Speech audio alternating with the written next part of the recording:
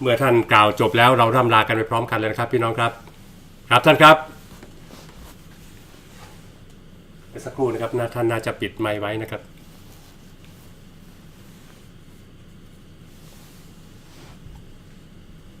ครับเสียงยังไม่มานะครับเดี๋ยวสักครู่นะครับได้ยินไหมครับเสียงท่านมาแล้วครับครับเชิญเลยครับผมคงจะไม่สรุปอะไรมากนะครับ แต่ว่าฟังทุกท่านมาตลอดแล้วก็อยากจะบอกกับพี่น้องประชาชนว่า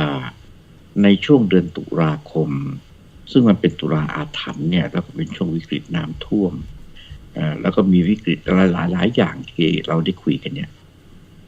เราคงจะต้องเป็นกำลังใจซึ่งกันและกันในการที่จะจับมือก้าวไปสู่ความสำเร็จนั่นคือการทวงคืนอำนาจสูงสุดเป็นของประชาชนให้ได้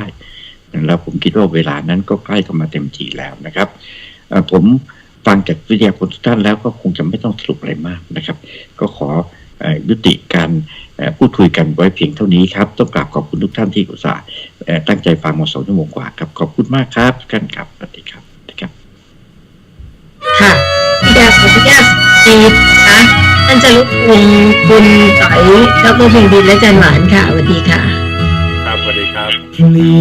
ชีพนี้เพื่ออุดมการณ์ประชาธิปไตยยันมีนวมทองไพรวันประกาศฟังอีกครั้งอย่าสบประมาทประชาชนเชือกบ่วงนั้นที่แขวนคอ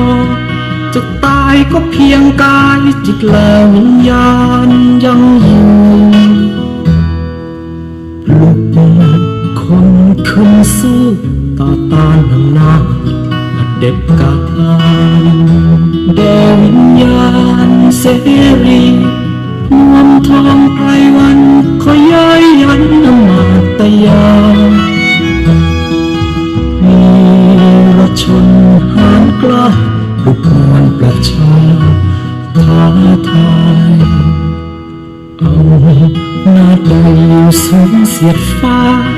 รัฐประหารลงมาจะถูกสาปส่งให้เสื่อมสามสิ้นเกิดมาเพียงดินรัฐประหารใดอย่าได้เห็นมา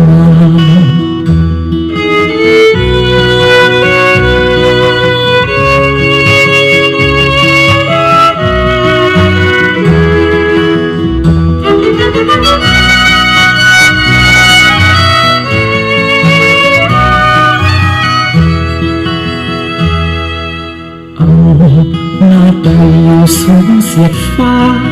รัฐประหารลงมาจะถูกสาปส่งให้เสื่อมสามสิ้นเกิดมาเพียงดินรัฐประหารใดอย่าได้เห็นมาแด่วิญญาณเสรีนวมทองไพรวันขอย้ายยันอมาตยาชนหานกล้าปลุกมวลประชาท้าทายมีประชาหานกล้าทวงคืนประชาธิปไต